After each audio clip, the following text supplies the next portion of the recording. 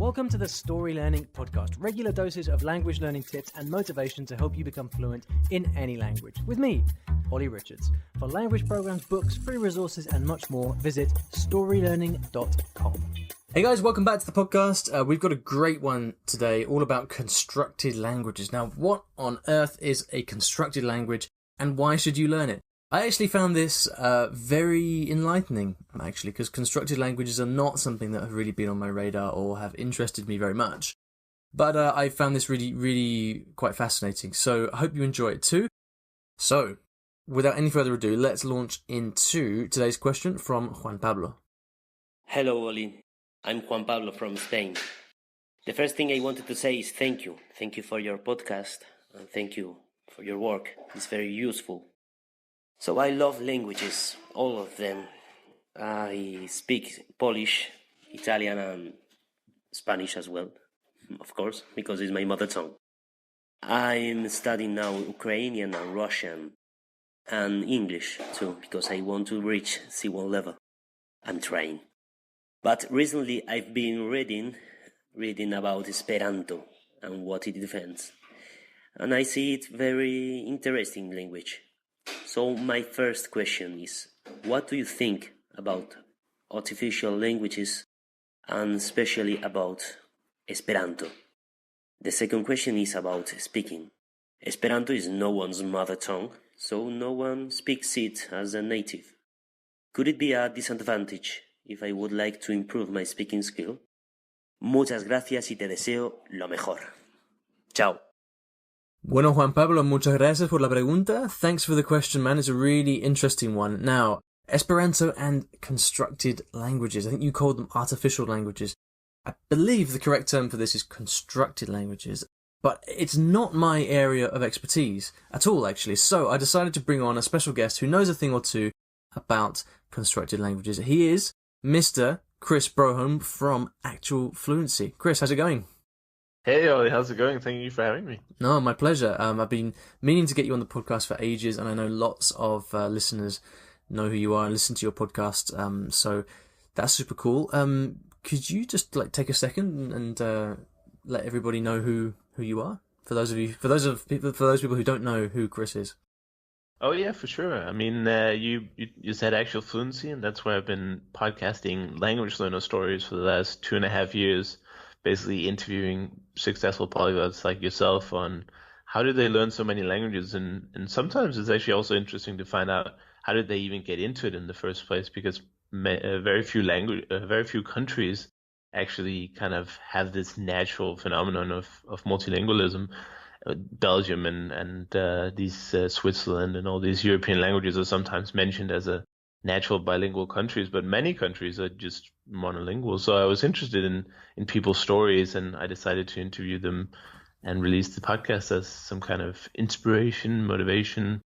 And I've learned a lot in the last 2.5 years, and I hope to do many more. And for myself, I'm trying to put that into practice and become a polyglot myself. I'm on sort of 3 to 6 languages, depending on how you define the ability, but I'm learning every day, and I hope to one day reach my goal of learning 10 languages in 10 years. So that's where I am right now. Yeah, and I can definitely highly recommend the Actual Fluency podcast for everybody listening. Lots of great discussion on languages. But so to the point at hand. Now, we've got a few different issues here that Juan Pablo has raised. Let's just take a few quick ones. So, am I right in saying that we should be saying constructed languages rather than artificial languages? I mean, I don't really care either way. Just a little disclaimer here, I suppose. I'm not really an expert on it, but I have interviewed a lot of people who are, and I have learned Esperanto and Tokipono myself. So that's kind of where I'm coming into this. People might be wondering, wow, this is a super constructed language expert or something. But no, it's more on a casual level. But I don't think it matters what you say, but obviously constructed languages is by far the most popular term out there. Sure, yeah. And then the second quick question, is it true that there are no native speakers of Esperanto? No, that's definitely not true, because there has been a wave of parents teaching their kids, obviously Esperantists growing up and then realizing, well, my child is going to learn the language of the country we're living in anyway, so we might as well bring them up in Esperanto first, and then they'll always get the second language somehow. If you live in England, teach your child this Esperanto first. Of course, they're going to learn English in school and in the shops, with the other kids and stuff. So there are a few hundred reported, and I've met one, so it's definitely possible. But what I want to say about the real question is how can I reach a native like fluency in a language if there are no native speakers? Well, the thing is, with Esperanto, it's a very simple language. It's designed to be easy to learn. It's not supposed to be very complicated to be a high level speaker.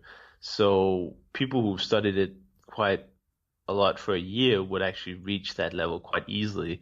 And so the people you meet at the different meetups and out in the world, they would have native like fluency without actually being native speakers. So I don't think that's an issue if he's interested in learning Esperanto. I see, right. And so how do you deal with things like, for example, more like less frequent vocabulary? Because that's often something that causes problems reaching a higher level in a language. It's like, how do you collect enough vocabulary?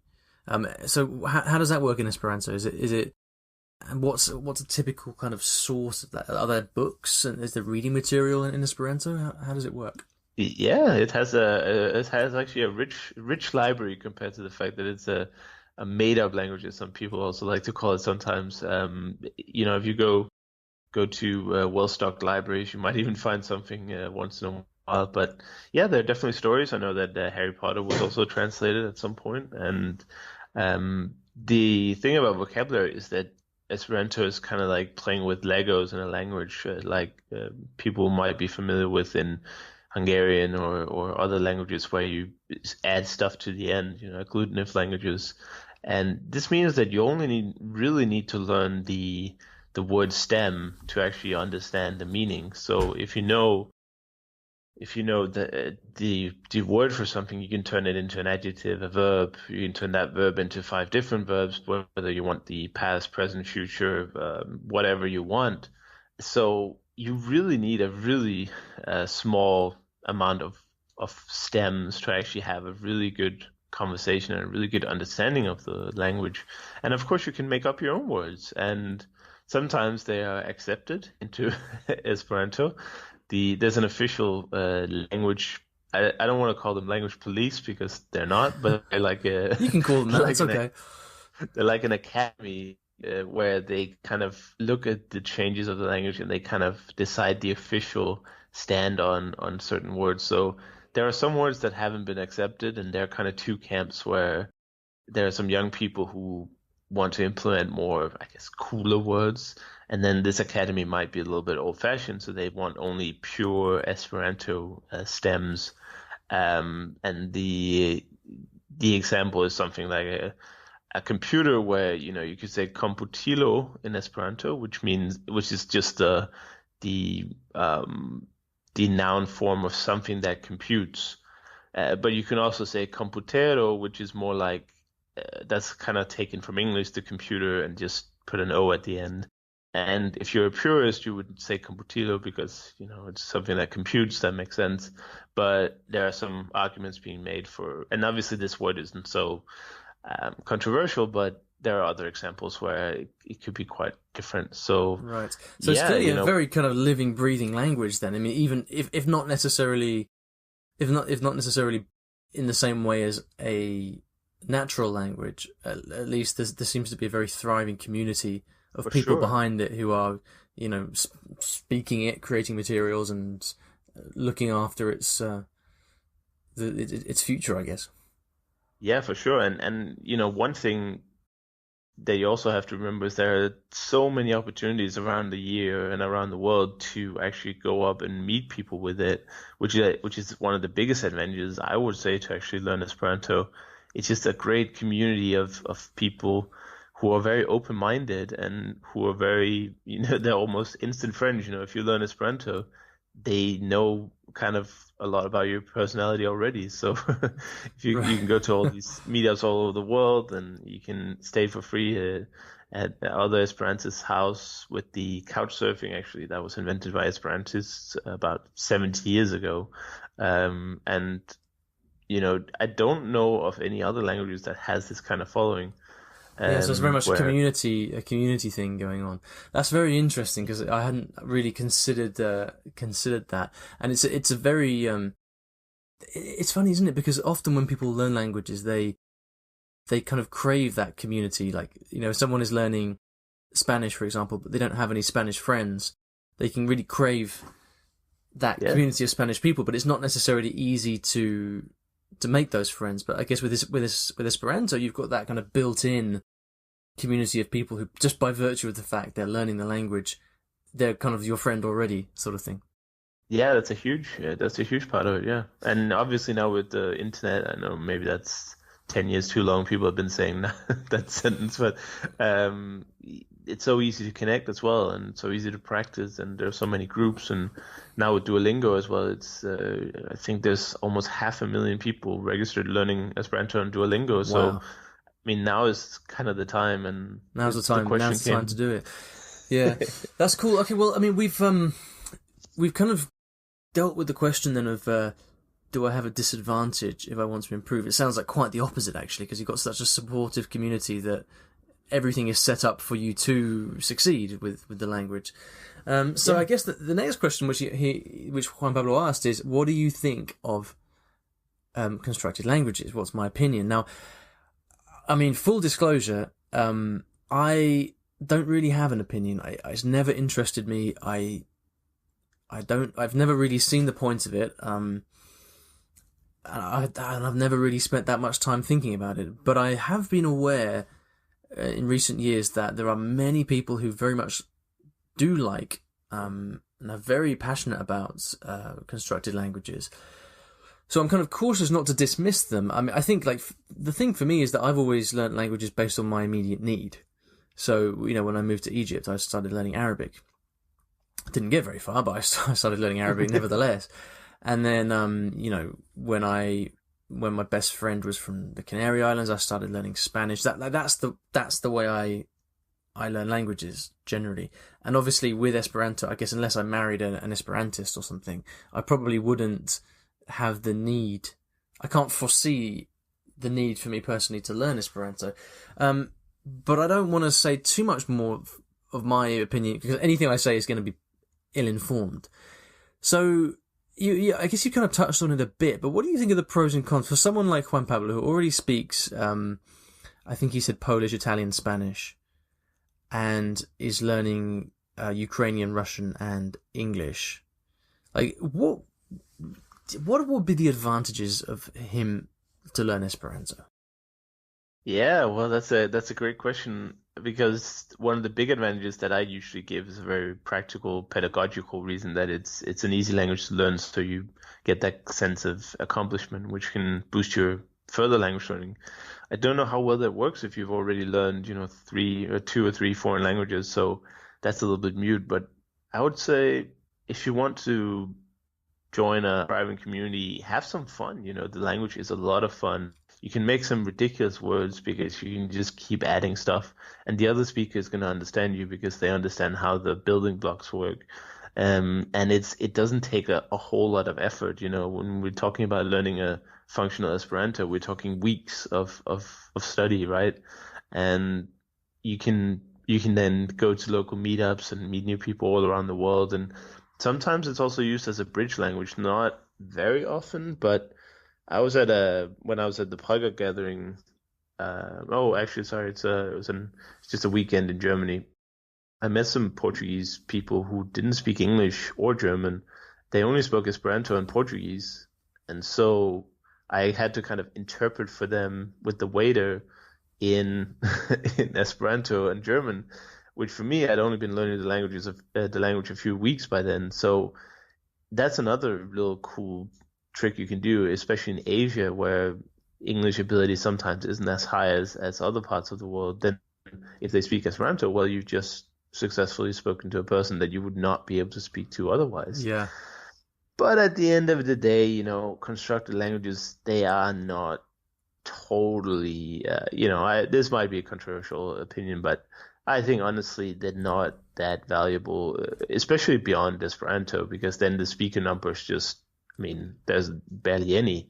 I learned a bit of Tokipona. I found that an interesting exercise in philosophy because it's a very simple language. But in terms of practically using it, I mean, that doesn't make any sense. Again, making your own constructed language is a good exercise in understanding language and again, philosophy and stuff like a creative effort. But again, is that really where you want to be spending your time? So I would say, give Esperanto a few weeks. You probably learn a good functional fluency, and then you can decide if you want to use it for anything. But I think the learning process itself is pretty fun because like I said, it's regular. It doesn't have any problems. The language is so easy to learn, and you just have a bit of fun with it. And so then it does seem to make sense as like a short-term project, perhaps, because it's not because you've got that kind of way in. It's not like taking on Japanese or something where you can't. Right, exactly. Yeah, and he speaks all the languages. Has to be said as well. Esperanto is made up of words primarily from English, Italian, Spanish, and Russian. So he's well aware of the stems of the language. So his only problem is going to be like, which language did they take this particular word from? But once he might actually be able to read Esperanto now because the words are from those languages. Right. Yeah. So I guess like what I'm hearing from you is that in Juan Pablo's case, and if he is looking to learn languages as a career tool, to create new opportunities in life, like perhaps Esperanto is not necessarily the best use of time.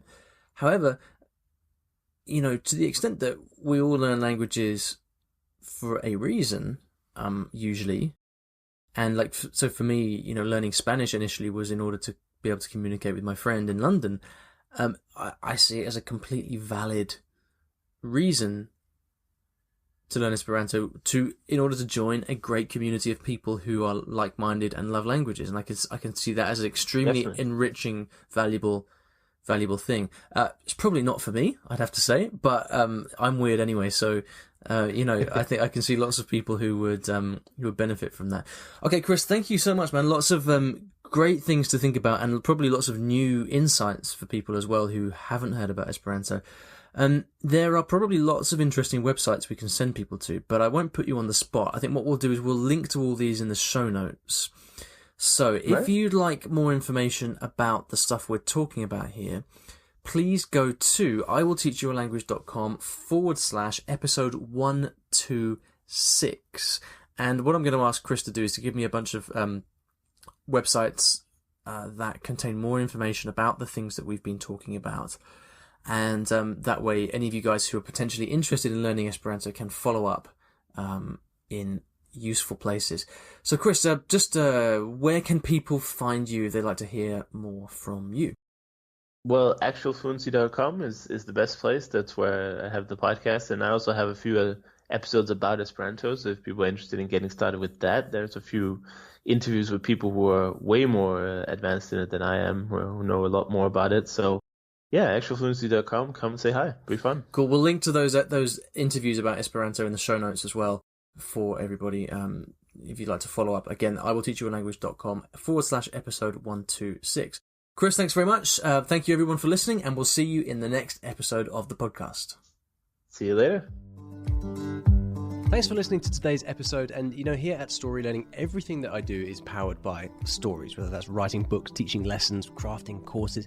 My mission is to help everyone succeed at learning a new language through the power of story. And we now have comprehensive language courses in over 15 languages, from Spanish to French, Korean to Japanese, and across all levels from beginner to mastery. And you can take a 7-day free trial of any of these programs by visiting storylearning.com/courses.